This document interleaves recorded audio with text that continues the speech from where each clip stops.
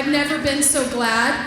I thought about that, and I thought, I was actually singing that song tonight, and that's Lonnie's glasses from Sundays ago.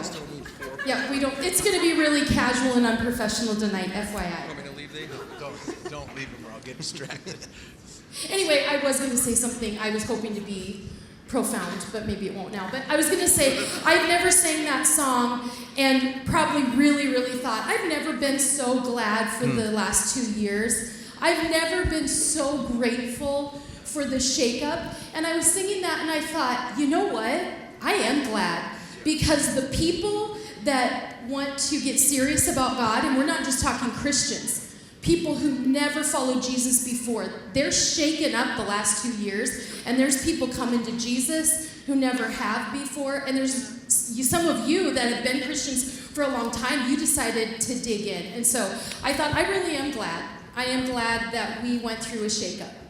Yeah, I think there's some people that declared that they were Jesus people, that this difficult times proved that they legitimately needed to buckle down and become more serious about their faith, because he's going to separate the wheat from the chaff. And so here we come in, and we're looking at where is it that we go? What is it that we do? Like, what's going to happen over the not just the course of the next year, but over the course of the next number of years? What does this look like? Like, we're 10 years in to this journey, and I just had a friend who was in town, and so we got to take him on a little tour. Anytime we have a guest who comes into town, we take them on a little tour down memory lane. So we take them to the first building, and then we sit outside, and I make them sit in the parking lot, and then I talk about how people used to line up and park all the way down the street and walk in the cold, and we used to park in the parking lot across the street. Then we go over to the former SC Grant, now Paper Transport building, and talk about how God moved so powerfully in that. And then we come over here, I talk about how we almost bought an arena. I don't know if any of you remember that we were in discussions of buying an arena, and there was one alderman who blocked that. I should send him a Christmas gift every year for the rest of his life, because can you imagine going into a pandemic owning a $10 million arena? And we were booming at that time. There was so many people in here, and it was like we needed something like that. And then of course we had the great equalizer, COVID. And so this morning I talked about this idea that we need to look to our future, that if we're going to begin to contend with fear and shame, we have got to look at our future. And 1 John chapter 5 verse 4 says that we need to see things as they are not yet. And so what is it in your life that you need to see as it is not yet, rather than seeing the way that it is? Don't look at your marriage the way that it is. Don't look at your finances the way that they are. Don't look at your health the way that they are. Look at them in the way they are not yet. I mean, I know to give shout outs to people, but I mean, I look at my friend Barry, and he was like, in the last 6 months, he's lost like a human. He looks like a totally different person, and it's been miraculous to watch someone. And I don't mean this ugly. We've been brothers 25 years, so I don't mean this ugly, but to see somebody who could consider himself on the back nine come into life and say, no, you know what? Not only am I going to make some changes, some adjustments, some like a metamorphosis, but he's going to encourage other people. And so now he has me and Pastor Alan Griffin and our friend Pastor Jay Toro from Augusta, Georgia. All of us are on the same thing, and that's what vision does. Vision motivates people. It moves people. It gets people to do things that they didn't anticipate they knew that they could do. And so that's what we want to do as a church here in the next months to come. Haggai says the glory of the latter house will be greater than the glory of the former house. And so that means that the best days are not behind us, but the best days are ahead of us. And so when you look at the future in this idea of you haven't accomplished your greatest things yet, it creates this spirit of hope inside of you. And what the enemy wants is for us to live our lives outside of hope. But God always designed us to live our lives inside of it, not just as a cooperative fellowship of people, but as individuals. And the more hope you have for the things that God's called you to do, and of course you got to figure out what it is that God has called you to do, which is why we did the spiritual gifts QR code last week. And I don't know if any of you guys did that, but like our whole staff did it. And what we realized, Pastor Sonny talked about this afternoon with Keith, is that what we realized is that there's a number of people on our team who are almost the identical spiritual gifts. And we couldn't say that a few years ago. And the number one gift within the top 3 of the people on our staff is prophetic. And then the second is apostolic. And that's something, that's 2 of my top 3. My top 3 spiritual gifts are prophecy, apostleship, and generosity. And I've never walked in the top 2. I've refused to walk in the top. I knew that I was prophetic. I knew that I had a heart. I've always wanted to disciple other pastors. I've always wanted to bless other pastors, minister to other pastors. But in the sake of, can't we all just get along? I've been a little more like soft-spoken on certain things. And I don't know if you've noticed yet. I still don't say like particular topics. But I really felt over the course of the last few months, like the Lord said, I want you to walk in your spiritual gifts. I gave them to you for a reason. And so I feel like our church has made a pivot. And if you see that within our worship has made a pivot. Like to see some of our worship leaders who are willing to step out and to step away from the click track, to step away from whatever the flow of the song is supposed to be, and like lead out in I call it contagious worship, but spontaneous worship.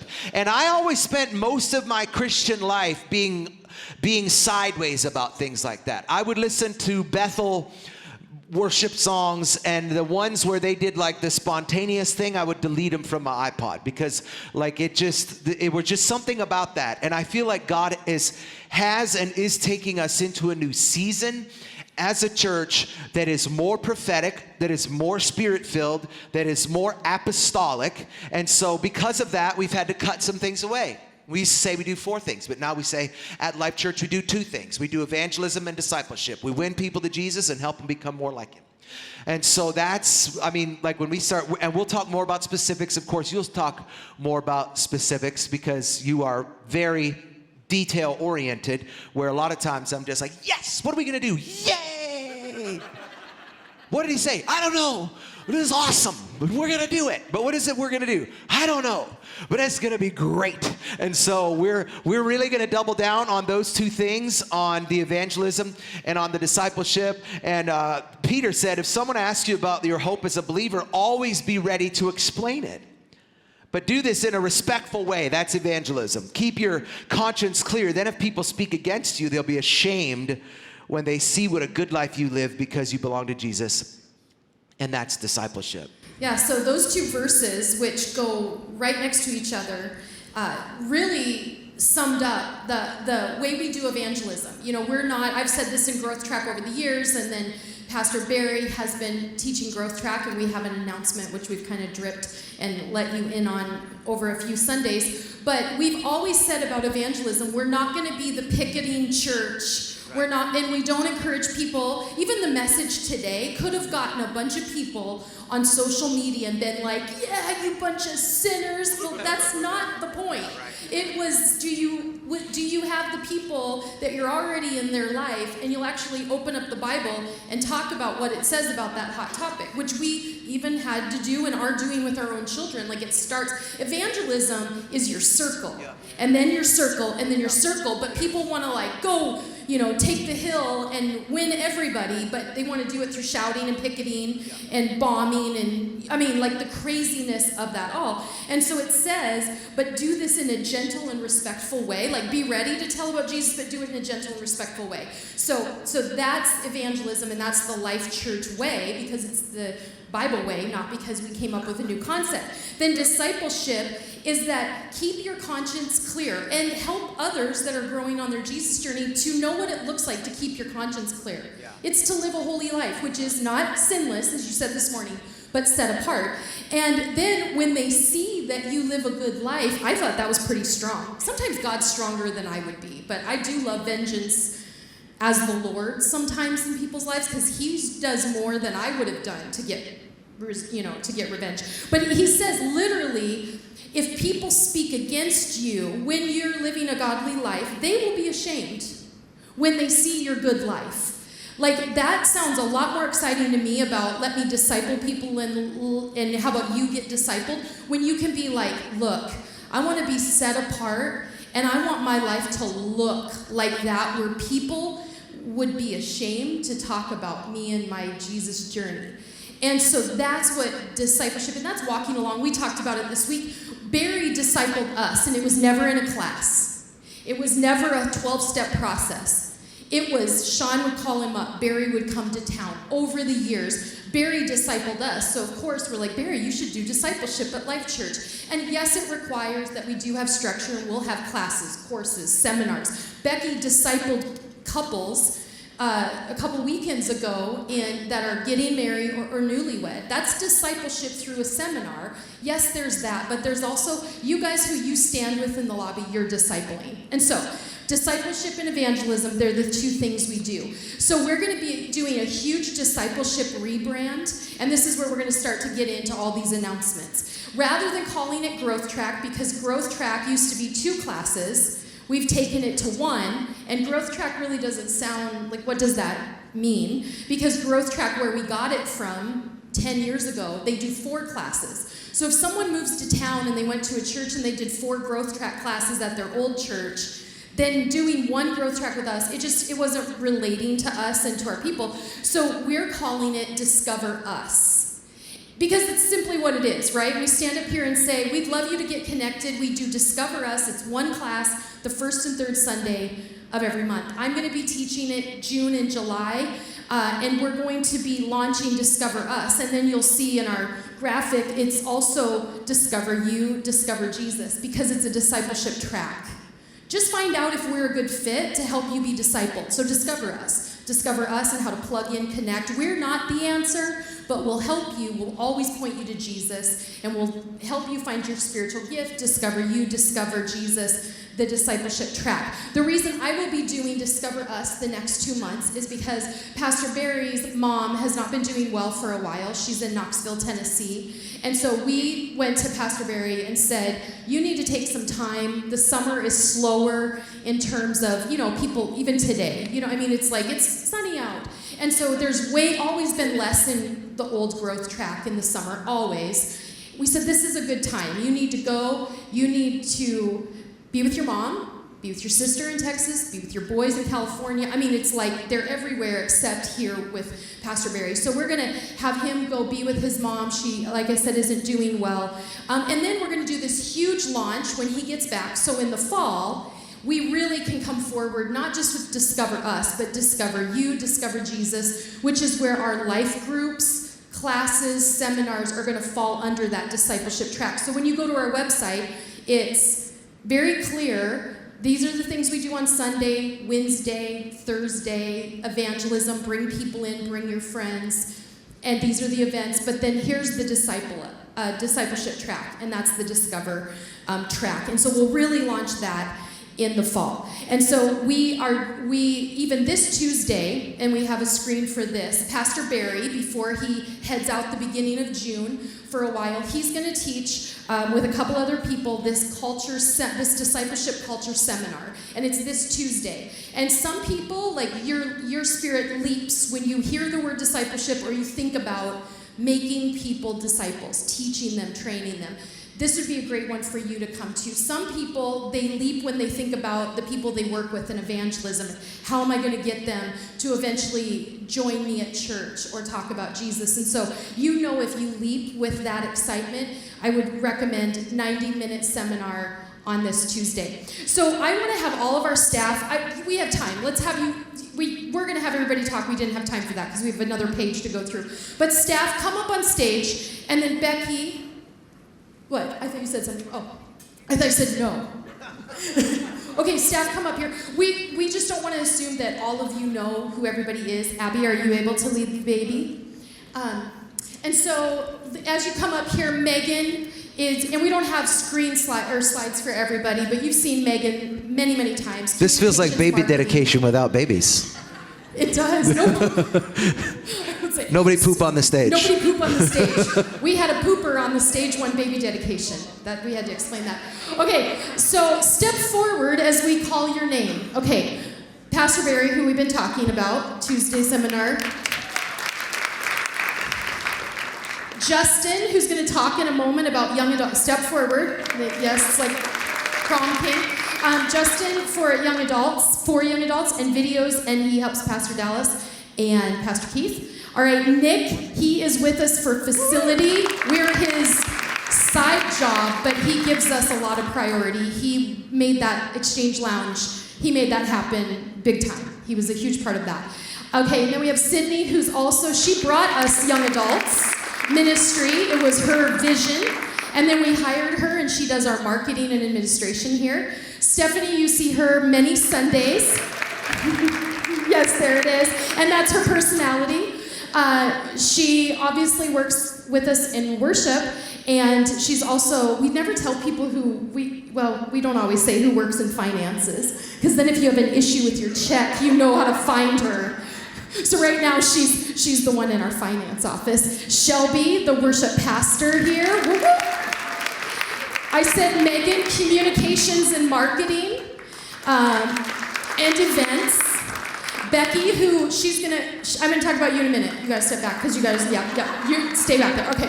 Jessica, and she's gonna talk in a minute, kids and Catalyst. And really, she's helping, there's a lot of people helping with young adults. So like, young adults and down is Jessica. Young adults and down, youth, kids, Pastor Dallas. He's the tall guy, yes. Pastor Keith, he is newly our men's pastor. But he's the one that makes the videos that even the bumper, this sermon series. Megan's like, have you heard this in this room yet? I'm like, it's pretty sick. So and he just comes up with them from nowhere. And then Abby, she is the general manager of the Exchange. Raise the roof. And also oversees here, and she has a great team. We got a bunch of the wonderful girls that are on the coffee team that make this happen, because they're all volunteer here. They're paid at downtown, and we're hiring, FYI. And then that's Sean Hennessy.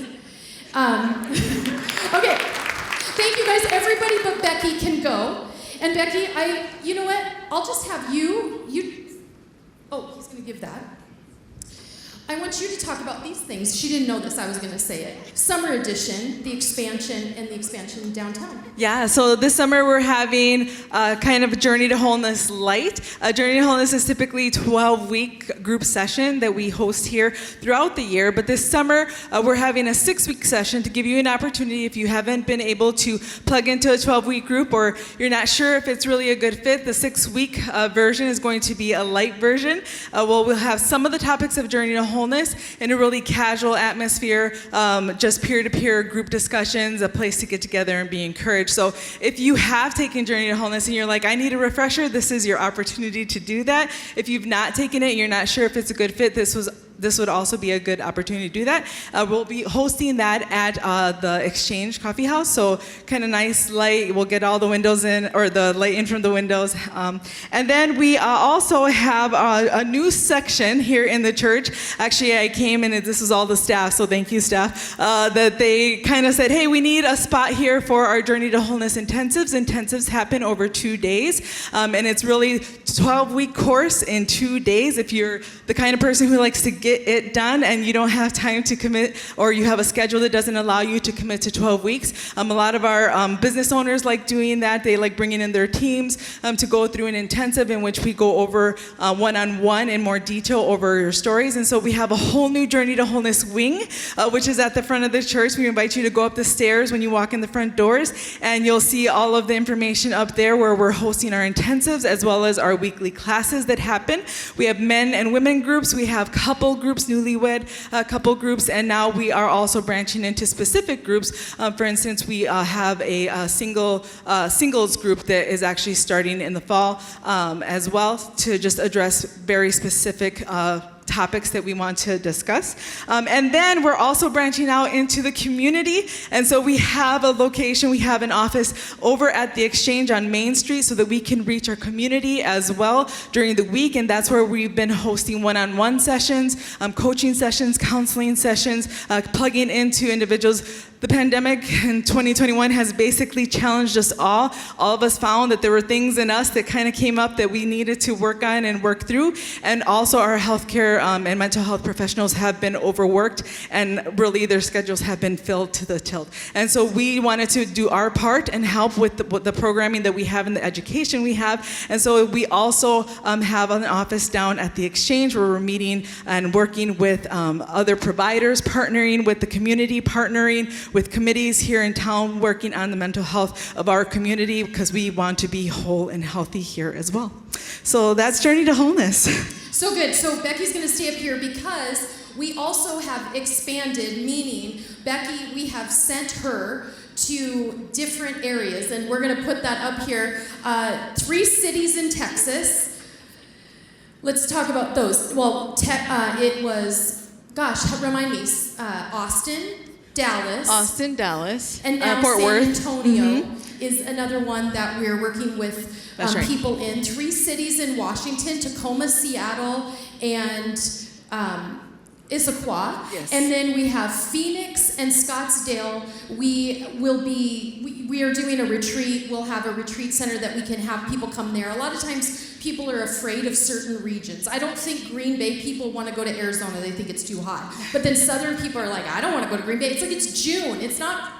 Maybe it's not snowing. So we're doing it regionally, but these lists on the screen of just different cities and different states, that's just people saying, I will pay for you to come here. And so we've been able to go there, which actually, like I said, they have paid the expense to bring this there. And so then the next screen, I want to show you this, there it is. So in the first 2 years of saying we can do Journey to Wholeness outside of Lifechurch, it can be to our community, it can be to we've been online for so many years, like 6 or 7 years we've been online, not just because of the pandemic. So I met a couple today who was in town from Dallas. They're like, we watch you guys every week, we're so excited to be in person. And we know we have these pockets. California and Texas is a huge market for us. We do have pastors' messages in Sacramento, only because they called and said, do you want them on for like a couple $100 a month? We're like, sure. And I think we were after or before Joel Osteen on Sundays. And so we were like, sure. So I think that's why we have a California following that watches Lifechurch online. But for some reason, Texas is a big hub, and then we have people all over the nation and the world. But these 7 marriages saved and 4 scholarshiped, this does not include Green Bay. Green Bay, we're talking hundreds of people through Journey to Wholeness. And we're talking about this so long because we're a Journey to Wholeness church. That is what we figured out during this pandemic is we're a Journey to Wholeness church. Like if you're alive and breathing, you should do Journey to Wholeness. And so currently serving, so this is now currently 8 more couples and 2 individuals. Some of those came and did an intensive in our new wing. I mean, Ruben was painting the wall and they came on in within like hours. Yes. Furniture was being built to sit under these people, and one guy flew in. He said, I can be there next week. I need help. My marriage is over, and he flew in. So 8 couples, 2 individuals. Our projections, we're not being crazy, but we do want to project, we do want to plan.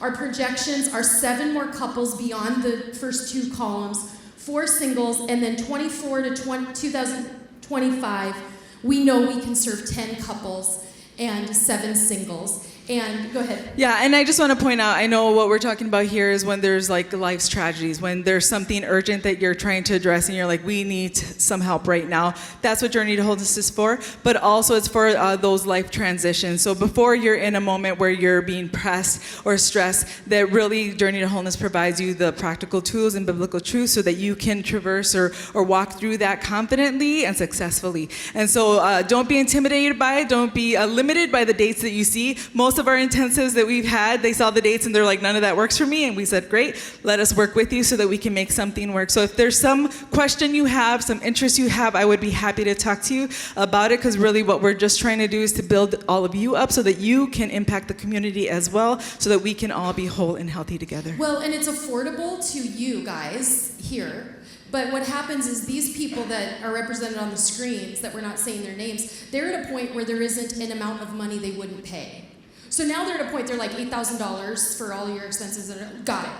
And they're at that point where it could have cost, they could have done something slower, like here, you can do it slower, and it is, how much a session if you do the weekly? It's $240, so $20 a week. $20 a week spread out, and really that's really helpful to spread out, not to do the intensive. So thank you, and I guess he'll take that back. Thank you, Becky.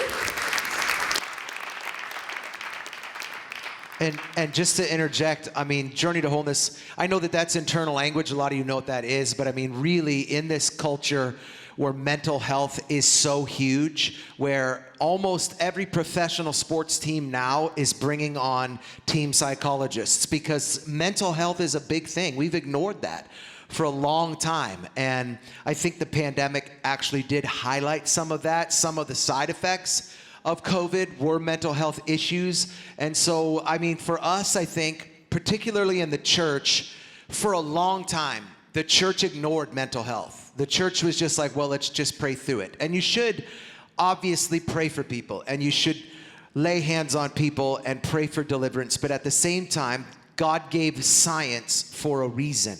And so we've really begun to double down. And for $20 a week, are you kidding me? If you looked at something, I know I sound like I'm the My Pillow guy, but like if you looked back in retrospect and your marriage was done, and somebody said to you, "Oh, well, we had a program it was $20 a week,"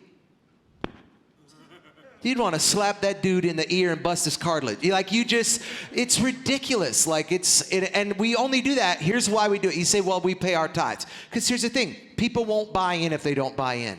And so if there's no skin in the game, and so for $20 a week, and so that's what Journey to Wholeness is the intensive that saved our lives. I mean, that's why we're passionate about it. Like, it's the thing that it gets to the core. It gets to the root of who you are and what your wounds and what your damages are, and then it unlocks those things, and you are restored by the renewing of your mind. And so if you've not been through Journey to Wholeness, then if she's in the lobby when you see her, just ask her for more information. Go to the information desk. Well, and it's in the lounge. There's brochures, and at the Welcome Center. And we wanted to take time to tell you, because we want to be known as a church that does what it's supposed to, evangelize and disciple. But if we're known as anything beyond that, we're a Journey to Wholeness church, which really is just we're going to help people with everything we just talked about. Okay, we're also going to announce that we're going to be doing the Israel tour. The pandemic called it off. Yeah. So rescheduled April 25th through May 5th. Not $20 a week. No. It's going to be, how much was it? I don't know. So, you guys had registered, right? Do you remember, had you registered to go the first time? No? Somebody, I thought maybe somebody knew. I mean, it's not cheap. It's not going to be cheap, but you're going to it's a huge trip, and it's going to be incredible. It's going to be co-led by Pastor Sonny and I, and by Rabbi Matt, who incidentally is also going to be here to speak within the 2 Timothy series in a couple of weeks. And so, if nothing else, if you've met Rabbi Matt, not only is it going to be an informative trip, it's going to be unpredictable. And he knows he's Jewish, so he's like, I can say whatever I want. Yeah, I'm a Jew. Yeah, so this is he's a really wild card, for sure. But it's actually also organized by, we stayed in hotels and ate food. I'm like, is this the Holy Land? I thought we'd eat, unleavened bread and fish on the ground. We're going to do communion the whole time that we were there. It was like, it was going to be terrible. I didn't want to leave. I was like, no wonder Jesus was born in Israel. It's ridiculous. This is the greatest food on earth. Yeah. I had never had a fresh fig before that, is all I'm saying. It was like, all I'd had was fig Newtons. Not the same. You're just going to love it. It's worth the money just for the figs, I'm telling you. Okay, and then moving on. licensing and credentialing program. We launched it. It is something that we have been working on for a very long time. Years back, we had something called Leadership U, but we didn't even have as thorough of a theological track as we have now. And so our licensing and credential program is at theexchangecollaborative.com. It's on that site. That's where we are helping pastors. We'll talk about that in a minute. People from across the nation who are not connected to Lifechurch, but they maybe want to get their credentials. And they have some Bible college, but they want more. Or maybe you want to start from scratch. It's not easy. We didn't want you to be able to do this in 2 months and then be like, I'm a pastor. You know, the ones that you get online, you get your certificate, you can marry somebody with a certificate. We weren't looking for how do we get a bunch of people to say they're ministers and they can go marry people. We wanted to give you the option. Some of you, it's free too, by the way, 100% free. Before we didn't really know how we could do that, but we found a place that does all of the classes for free, and they are professors from other theological seminaries that did this for free, and somehow I found them. And then we have a culture track, we have a theological track, and we have an experiential track. And so I would just peek at that on the bottom of, it says at the very bottom of the website, of the Exchange Collaborative website, we have some people in that track who are on staff with us now. Okay, missions, that's you. Yeah, I mean, obviously we're a giving church, we're a generous church. The first 10%, sometimes we think that people know all the things that we're doing because we've been doing them for so long, but the first 10% of everything that comes in financially, we give back out to different missions, whether that be within the community. And these are some things that we have been a part of throughout the years. Obviously, we did iHeartWorld for a long time. And I think Pastor Sonny has talked about this, that Brian and Season have transitioned iHeartWorld over to other leadership because Brian is now the creative director at Belonging Co. in Nashville, which is, in my opinion, they're probably the best worship church in America right now. They're definitely on the forefront. And so Brian, who is our brother-in-law and used to be one of our principal worship leaders, he's over all of that now. So it's kind of a big job. So they had to transition iHeartWorld over to that. Of course, we've done Africa missions. Accelerate, that's Pastor Allen's thing, where we've bought multiple cars for kids. We just had a boy who we got a car for, and then the engine blew in his car, and it was going to be $7,000 to replace the engine in his $7,000 car. And so we gave the $7,000 to replace his engine, and it's got a 100,000-mile warranty, and it just made sense. Which that was, if they don't know, they complete a foster Yes. a program about Jesus. And at the end of the graduation of all of these life skills and Jesus skills, they get a car. Of course, Lifechurch downtown, which is now unchurched, back to school drives, Christmas gift. I mean, all sorts of stuff. The probably what people like the best that we did was the RIP medical debt, and we love that. We think that made such an incredible impact. We were able to pay off, so much medical debt that you guys did such a good job at that we tried to do it again, and they said that there wasn't enough medical debt left in the state of Wisconsin. Some of you are like, well, I have medical debt. There's things that you got to go through to be able to get on their list, but they didn't have enough left, and so we're going to reapproach them this year and hopefully get on to be able to eradicate some of that. Remember, the two biggest debts that cause divorce are medical debt and student loans. Did you know that? Were you going to say something? I was just going to say there's another slide of our current monthly. This is stuff we'll revisit on that slide, but these are right now like a monthly. Yeah, so if you want to take a screenshot of that, picture that, you can find that information on our website, but this is all stuff that we're already giving to, and that every month when that comes in, and of course sponsoring pastors who I thought that the rise after the fall was a gamble of a series, and I got feedback from people who they felt like it was their favorite series that we ever had here. And it brings a humanity to it. It brings a humanity to the fact that the enemy is on the prowl, that he is roaring around like a lion looking for someone who he can devour, and that no one is out of his scope. And so we have guys now, because of that podcast, because of that series, we have guys who haven't fallen yet, but maybe feel like they're in danger of falling, who have reached out to us. And so who now we're able to help those guys out, bring them in, let them do the program. And so thank you. I mean, we're a missions church. We believe in it.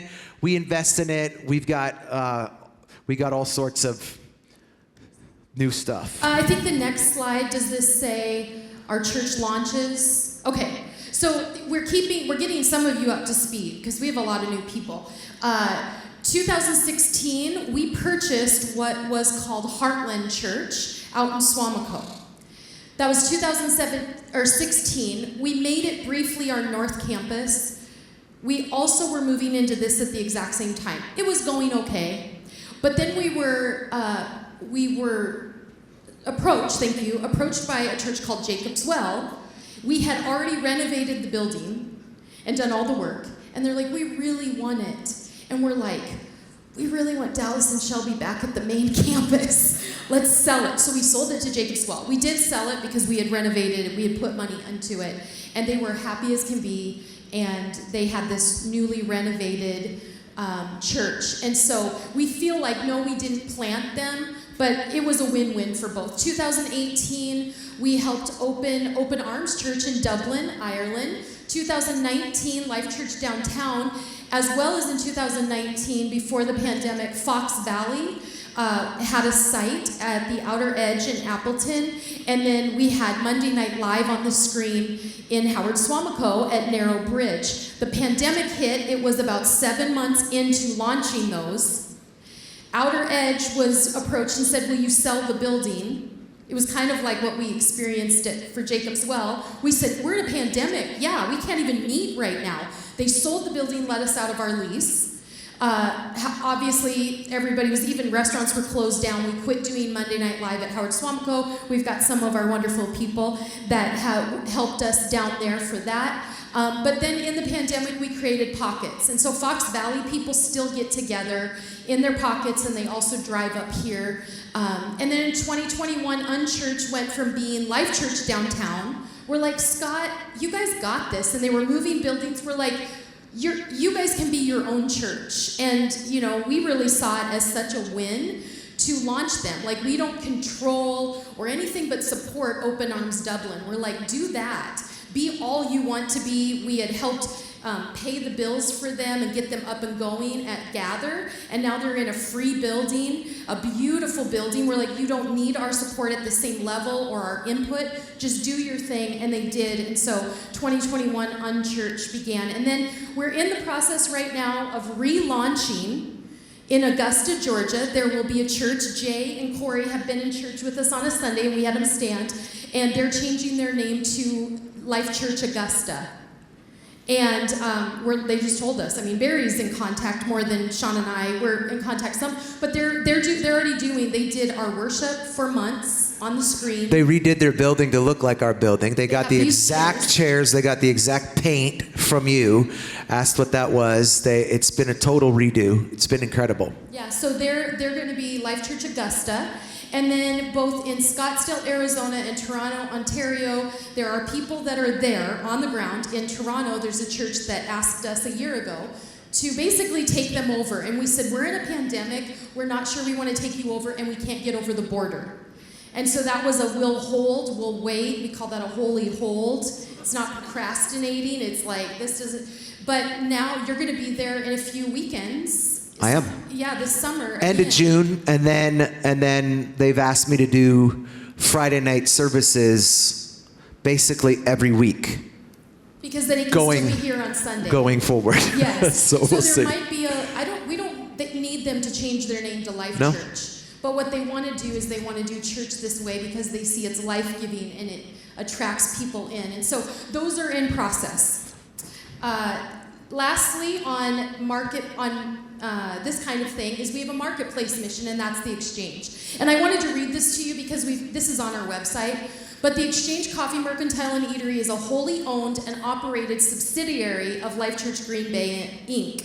And all profits go towards its local and international ministries, which bring the life-giving message of Jesus to the 920 and now beyond. We pay taxes, and yes, if there's a profit, we can work with that profit, but we give away money as well. But Lifechurch, it's separate, as this reads. And so when you give your tithes, we're not giving it to the waffles. That's not how it works. They are separate, but what's great about it is that we're in our community all the time. It's self-sufficient, but also we get hit up all the time for donations. And we really can't, we don't make enough of a profit to do what everybody wants, but we do give back. We've always done that with iHeartWorld and with other things. And so if we do other exchanges, it'll be the same concept. You don't know this, but someone in Iowa wants to do an exchange.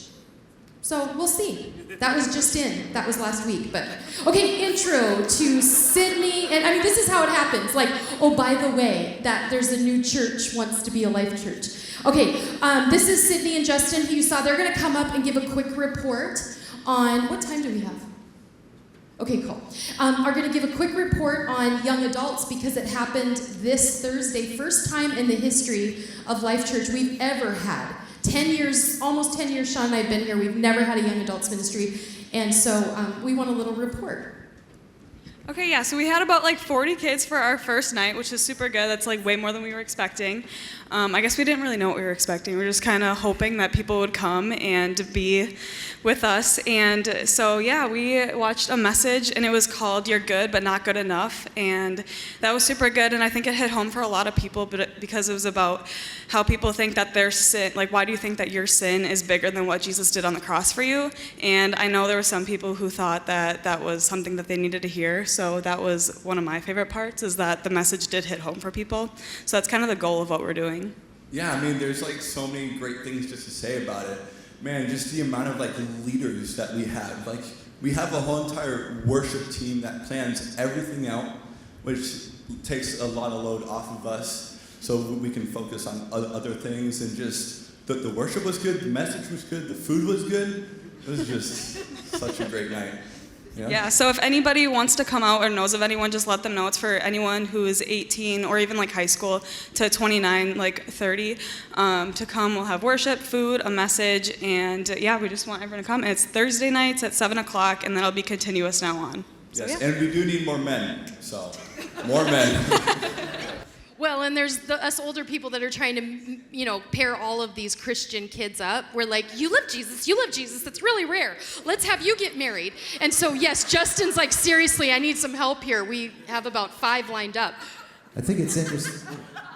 Took each other's mic. I think it's interesting how you said that we had never had a young adults ministry in the 10 years that we've been here, but we've talked about it, and you always said we don't need a young adults ministry because you said I was the young adults person, which makes me feel like now you must think that I'm old. And so that's a bit insult. This just in, you think I'm old. This just in, your beard is grayer than it's ever. So bad. So. And now we get to introduce Dallas and Jessica. Speaking of old, he almost turned 40 this week. He turned 39, so you're almost there, buddy. I love that they said kids. Yeah. We had a bunch of kids coming. Like, no, we get kids coming. So we're excited to announce 4 things that we have never done at Lifechurch also. So we're going to start with Catalyst. So this summer is going to be the first time that we have ever done summer camp, which is crazy to me. Like, because to me, like, I'm here right now because of summer camp, because I was a bad kid. You were a bad kid too. So we were the kids that went to. Here's the thing: we're reaping it, because there's some kids we get on Wednesday. I'm like, yep, that's my fault. Yeah, trying to get girls, that's my fault. So like I went in with like no intentions. Like I want more Jesus. I was like, I want to go hang out with girls, and I heard they had a skate park, so like a little ramp. And the camp. I mean, my life was totally changed, and so we're going. Oh, I thought it was going to be up on the screen. So it's July 11th through the 15th. I would love for you to register. Here's the thing. People go, how can I help? Here's the thing. You guys have been so helpful. And continue, if you can continue sponsoring, because there are some kids who want to go, but they just can't afford it. And so we want them to be a part of that. And if you want your kids to go, here's the thing, because some of you kids might be saying, my kid won't go.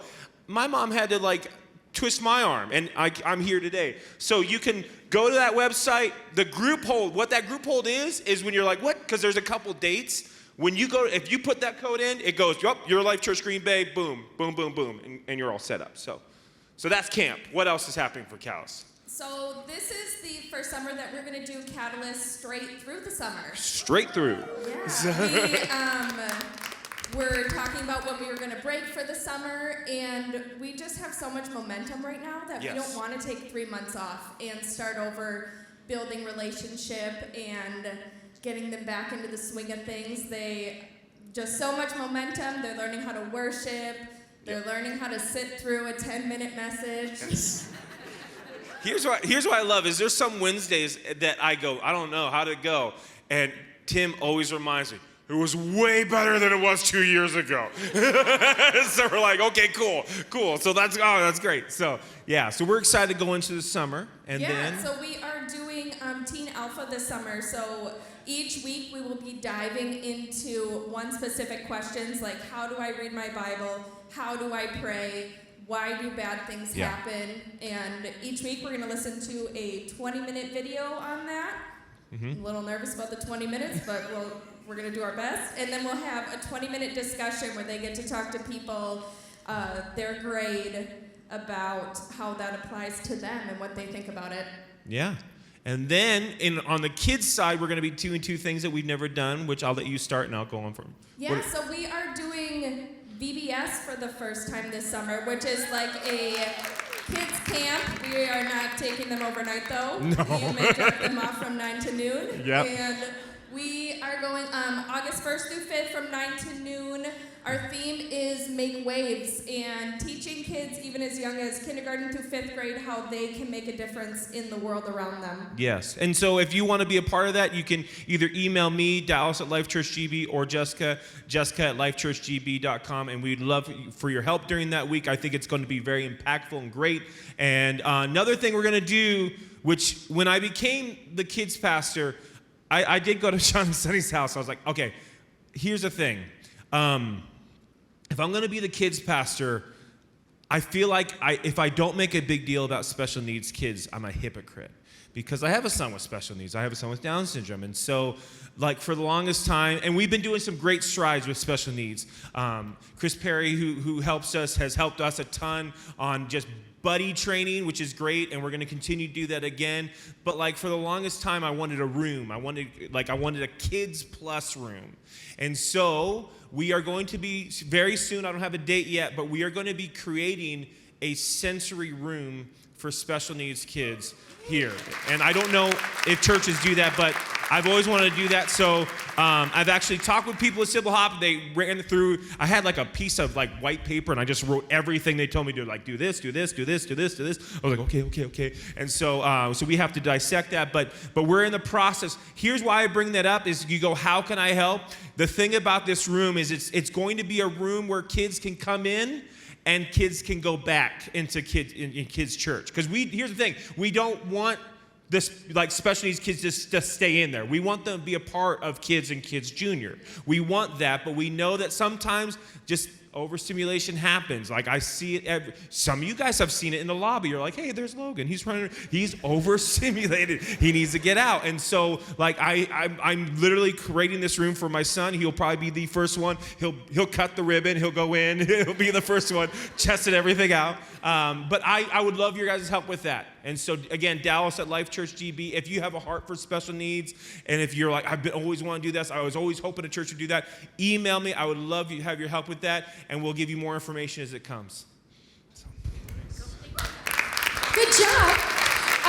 As I sit here, I'm like, man, I wish we could have done all this in both services that had way more people. So will you be the mouthpiece for this? Will you know right now and you're thinking, and don't forget, and share this when Keith, will this be Keith? Will this be ready by Tuesday afternoon?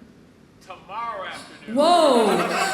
I didn't say it, he did. Tomorrow afternoon, we'll post this, share it, and tag people that you know that they already have said, hey, I want to find a place that has this, or I have a kid that has special needs and we've not felt welcome, maybe at Lifechurch in the years past. Like, we have to fight that reputation, and then also for our city, people to know that. But all the other stuff, like, you love this, you'd love to do VBS with me, so be our mouthpiece. That would be great. All right, worship night is June 22nd. We have done, this will be our third summer, June 22nd, worship night in here, 6 p.m., no childcare, but kids can walk on seats and cry during worship. It's fine. Music will be loud. Yeah, it'll drown them out. I talked today about the Ukrainian and the Russian refugee crisis, that we have people coming here, and we have people in our church that are housing. Here's 2 better things that I can tell you about this. One, if you know of someone who could employ them and that workplace could apply for a work visa, that would be helpful. Number 2, if you know someone that has available rentals or apartments and would be like, yeah, I can do this without a big work history, because you don't have one, you're not allowed to work right now, that would be helpful. And so you can at any point just write your information down at the Welcome Center, even tonight. Tonight we're going to take an offering, we're going to pass it. This morning we didn't, because we're giving 10% of this morning's offering to this, and we're going to be giving gift cards for gas, gift cards for groceries. We're going to be helping people with the missions money. But tonight, if you want to put anything towards that specifically, take an envelope. They're at the back tables or at the back door, between the doors, and you can put, Ukraine or Russian, you can put that on there, and we know that that's in addition to what we got this morning. And then what we need more than anything is people rallying around to help them, because they're trying to find work right now, but they can't legally right now. The last thing I think I have for us, and then you're going to end us out, is that we have a culture book. And we're going to be giving this out every week at the end of Discover Us, but it's a digital one. We're going to save money and paper. And so this is the QR code. You could actually do it now from your phone. It'll pull up. But because actually we don't have this for you anywhere else. This won't be on our website. This is for people who have done Discover Us, those who are on our team. So team leaders, we'll get you this. So team leads and pastors, we'll get you this QR code to send to your team, so that your team has it. This is our culture book. We talk about, there's a white page in there about women in ministry. Is it biblical? There's what does a life-giving culture look and feel like? What does it mean to be kind? Like we have, it's a culture, it was a culture binder, now it's a culture book because it's digital, and Megan did it like we've done our digital magazines in the past, where you can just flip through. It's free, you download it. It's not something though we're gonna just tell everybody in the church to do on a Sunday, because we could have a couple that's sitting there going, I don't agree with women in ministry, and I don't really understand all this. Well, this is like second, third tier stuff that once you're serving here, you're going to want to know this stuff. I think that's all I have. Oh, I never switched out the gun. That's why I went, this is not our culture. This is not our culture book. If you see a pistol and a girl with a gun, which is right up Barry's alley. And so... The book. I looked back and I was like, we're a very secure church. It's like, what is going on around here right now? I looked back on the screen and I went, what website is that? Well, they told me to change it and I didn't. Hallelujah. I think you told me to change it and I didn't. That must be the people from Iowa who are wanting to do the exchange. That's their website. And so, anyway. So lots of stuff, so many things that are going on. And I know that on a Sunday, we don't fit a lot of that stuff in. We don't take a lot of the time to tell you kind of where we're going. It's almost like you walk by faith and not by sight around here. And it's like when you get onto this train is moving. As you can see, it is constantly in motion. There's always something new happening. There's always something exciting happening, even in the middle of the pandemic. We never stopped. We never slowed down. You never stopped. You never stopped being faithful. You've continued to bless us, bless the community, which then has allowed us to bless people all over the world. I mean, we have gatherings all over the world because of the pandemic, because of the investment that you made in our online campus. And my friend Jamie, shout out to Jamie. He's like the behind the scenes internet guy. Stand up, Jamie. This is our online pastor right here. What up, homie? Yeah. He's like the Wizard of Oz. Like you just never see him. And this guy, listen, this guy is like ministering to people all over the world every Sunday. And he's like, his famous line is shout out. He's given a shout out to everybody. And he ministers to my cousins in Detroit. Like grab that. That's how small of a world the internet has made this. And so there's a ton going on. We have people in mainland China. We have people in Pakistan. We have people in Turkey. We have, some of the most dangerous places in the world. We have people, Mississippi. Like we have people that are Iowa, people that are tuning in from everywhere. And you help make that possible. And so when we talk about some of these things, like we talked about tonight, we really just thought, let's just take a pause here on a Sunday night, go a little old school. We used to do Sunday night church. Remember when we were first in ministry, we did Sunday morning, Sunday night, Wednesday night Bible study, Wednesday night youth service, Wednesday night Bible study, Friday night prayer meeting. We had 4 services, 4 days of services every week, and our pastor said that our day off was Sunday afternoon between Sunday morning and Sunday night. So even just the idea of you guys gathering back on a Sunday night, we appreciate it. And it's significant. But I think sometimes when you get in a gathering like this and you hear about vision and this, I think you can get excited, but sometimes it's ethereal. It's like, oh, so okay, you're going to open exchanges. We're going to open exchanges in different cities. And we didn't really hit on that in great detail. But to me, that's the way we're going to plant churches, is by opening exchanges, is by opening businesses in different cities. And out of those businesses, we will launch churches. And those churches will then be funded partially by businesses that you guys helped us to start. But sometimes you listen to that and you go, well, I don't really care what's going on in Turkey. I mean, honestly, at the end of the day, I don't care what's going on in Iowa. I care about what's going on here. I care about what's going on in my home, with my kids, and can tell you, I've spent the last 2 years living that out. I spent the last 2 years thinking about you, but worrying about my own kids who were hit with mental health and who went down the rabbit hole of trying to figure out whether they want to live for God anymore, figuring out if they want to believe in God anymore, figuring out what they were going to do next, and wondering, quite honestly, I can't tell you how many times I almost resigned from this job in the last 2 years. It just was too much for me. And I think sometimes you come into a meeting like this and you go, you know what? All of this, it sounds great. It's just too much. Like my husband and I, we haven't slept in the same room in 6 months. We've argued about finances every day for the last 12 years.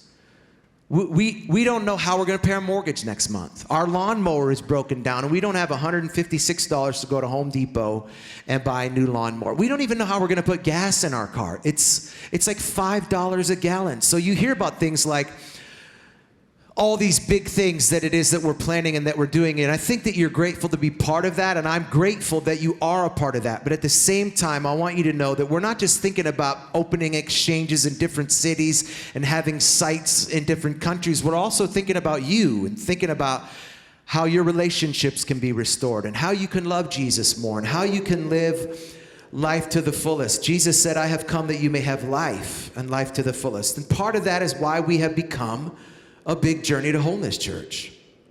In this idea that life is happening to you whether you want it to happen to you or not. And so part of this vision night wasn't just so that we could tell you everything that was going on. We wanted you to know everything that was going on. But what we want is for you to get a vision for your life. Want you to get a vision for your relationship with the Lord. Like, life is so short. If you think about the brevity of life, if you live 100 years, which most people won't, it's but a blip. It's a hiccup. It's a hiccup in time. If you just think about the measure of time that we have lived inside of, we measure time AD right now. We are in the year 2022 AD. If you lived 100 years, there were 2,100 years before that, that you weren't even, there's 2,000 years you were never even thought of. You weren't in existence. And then when you go in the thousands of years before AD and you think about all of the people, all of the time, life is but a mist. It's but a vapor. But when it's happening, it feels like it'll never end. It's constant. And so one of the things that will get you through is to live your own life with a vision. And so what we want is for you to not only live your life like beautifully now in the few years that you have, we want you to live your life with us beautifully for all of time, for all of eternity. For all of eternity, everyone is going to be somewhere. There is no darkness that just comes upon us and we disappear. We are all going to live somewhere forever. And what we really want more than anything is that you and us, we would be neighbors. That Kristen Franklin would still be posting in heaven on social media about us. Like, it's just, I look forward to those things. I look forward to the messages. It's like, I want you to live your life in perpetuity underneath this great glow of what Jesus is. And so we put some cards on your seats that are Vision Night cards. And I want you to develop a vision for your own life. Who do you want to be? If money wasn't an object, what would you do with your life? If you won the Powerball tomorrow and you won $367 million, would you do what you're doing now? Then why are you doing what you're doing now? Figure out a way to determine what it is that you love to do. What is your personality type? What are your spiritual giftings? Like, money is so temporary. Like, yes, you maybe make good money at the job that you're at. But if you're miserable in what it is that you're doing, what's the vision to get past that? Life is not meant to be endured. Life is meant to be enjoyed. I can't imagine living a life that I have to endure, that I have to wake up every day and go, ugh, man, you must be tripping. I'll go sell shoes at Nordstrom. Like, I can't do it. Like, I'm not going to live a life that I endure. And what helps me with that, what's helped me over the last 2 years of where I thought my son was going to die every moment of every day, what got me through that was I had a vision for my own life. And the vision for my life is that I would go to heaven, number one. That's my number one vision. I want to go to heaven. Number two, I want Sonny to go to heaven. Then I want my kids to go to heaven. I want my mama and my daddy to go to heaven. I want you to go to heaven. And so like, yes, could I have just like crumpled up the paper, thrown it down, threw my iPad away, said, I'm not going to preach another sermon. I'm going to go to get a secular job. I have marketable skills. Like, okay, I could figure out what else it is. But listen, what kept me from doing something rash was the vision for my life. And so what's the vision for your life? Like, what's the vision for your spouse? What's the vision for your kids? What's the vision for your business, for your finances? Because if you don't have a vision for any of those things, anything that goes on cruise control goes out of control. And so what is it that's the vision for the next year for your life? You don't have to fill this out here. Like, you should pray about this. Like, sit down and say, like, where do I want my, like, on May the 22nd, 2023, what do I want my life to look like? May the 22nd, 2024. May the 22nd, 2025. 1 year, 2 year, 3 year. What do I want my life to look like at that point? And in the business world, the Harvard Business Review had this great article years ago on reverse engineering. And I actually started writing my messages different, predicated upon an article in the Harvard Business Review on reverse engineering. What does that mean? It means that I determined the goal now, and then I asked myself, what do I have to do to get to that goal? How do I work in reverse? Now that I know what the goal is, I begin to dissect that goal and begin to come up with what the steps are that are necessary to get to that goal. And so what is it that you want? And once you've determined that, then you can start to ask yourself, what do I need to cut out of my life? Some of you got some stuff you got to cut out of your life. Some of you got some people that you need to cut out of your life. Some expenses that you need to cut out of your life. But there are some of you who you have some things you need to add to your life. Some people who you need to add to your life. Some of y'all don't have no Christian friends, and you're surrounded by them tonight. Get yourself in a group. Go through Journey to Wholeness. Get yourself healthy. Get yourself whole. Surround yourself with people who look more like Jesus than you do and encourage you to do the same. Some of you need to add some expenses to your life. Like if you're not giving, if you're not tithing, if you're not investing into the kingdom, then you're going to live your life in misery because the Holy Spirit will never let up on you. He just won't. If you are a person who does not contribute to the kingdom of God, God will continue to harass you because he knows what you're fixing to get into. He knows the destiny that he has for you when you close your eyes for the final time on this earth and you enter into glory. He knows what he's finna to hook you up with. So he's like, hey bro, you gotta start. I got kids. I know what it's like to have people who don't pay bills. And so what is it that you want your life to look like in 1 year, 2 years, 3 years, and then reverse engineer that. And then on the back of that is come up with what your 5 priorities want to be. I've been so clear on that, open with that. We had a pastor friend, Pastor Barry and I had a pastor friend of ours who we've been knowing this cat 25 years, man. He drove here from Nashville just so he could hang out with us for 2 days. And we sat up in my office yesterday and we got into the thing of the 5. Like I've kind of, because that's like my thing, my calling card. And if you haven't heard my message or my series called The 5, it was pretty early when we got here. It was a thinning. It was a siphoning it's what you would call a winnowing fork. That was a series that separated the wheat from the chaff. And so that's somewhere out online that you can find. Keith will post it. Tomorrow afternoon, Keith will post it. And so the theory of the 5 is that I had to determine that there were priorities to my life. And it goes like this, that God had to be my number 1 priority. Then I was my 2nd priority. And if I'm honest with you, during the pandemic, that stopped. And I got depressed. If I'm being totally frank, if all the BS is out on the table, like when you have someone who lives in your house who is depressed, it is contagious.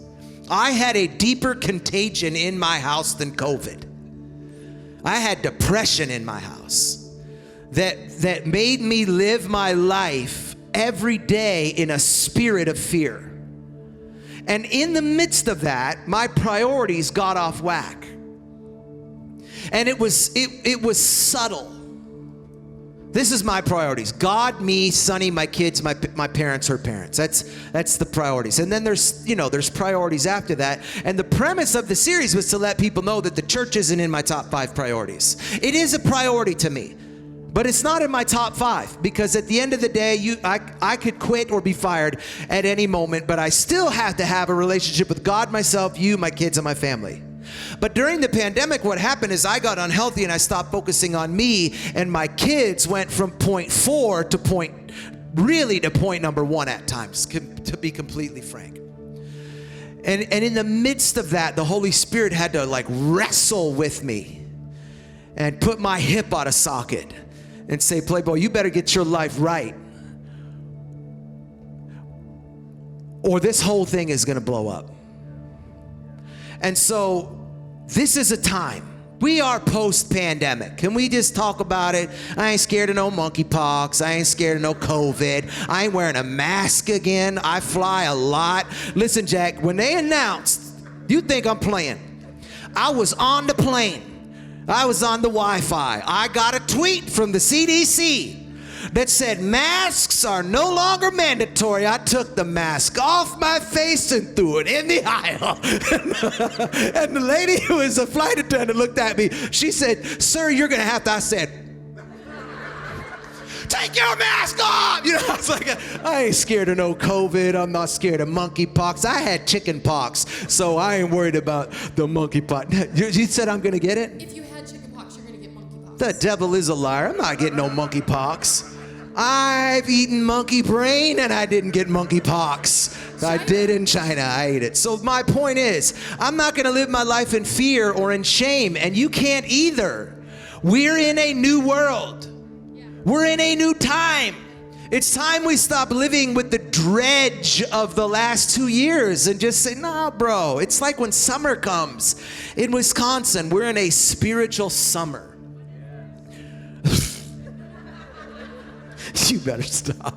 Hopefully soon. So they said, when is that summer in Wisconsin? It's from July 30th to July 31st. So take those days off of work. And so anyway, I said a lot just to say, I would love it if you'd fill out your 3-year vision. I'd love it if you'd fill out your priorities. And I love you guys. I appreciate you. Appreciate you hanging with what God is doing in the 920. And he's not done.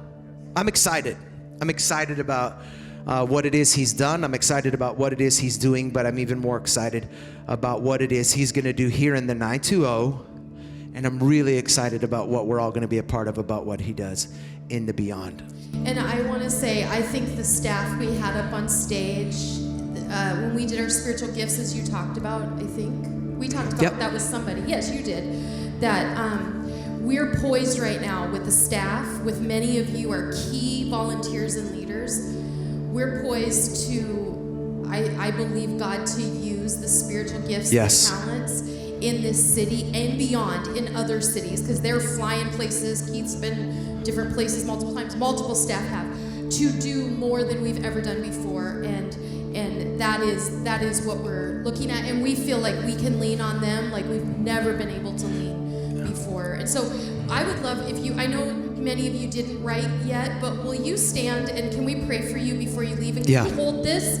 We never do the like, oh, here's a little hokey little thing, but I'm doing that. So hold your little card. I was going to have him stand up and everybody hold hands, so that's even less. That kumbaya, my Lord. No monkeypox for you. Okay, so will you guys take the card and what you're going to write on it, or maybe God's going to give you that. And then, Pastor, will you pray over what this means? So, God, we love you. Thank you that you are the God of vision, that you give all the dreams, all the aspirations, all the hope. And so today, thank you for my friends who are in this place who have those dreams, those visions, those hopes. I pray, God, that you would instill and install, that you would awaken them in all of us, God, that as we lay in the bed tonight, that you'd give us dreams and visions of what it is that you have for us, not just now, but in the future. Restore their relationships, their finances, God, their hope, their dreams, in Jesus' name. Amen. Amen. We love you guys. See you next Sunday.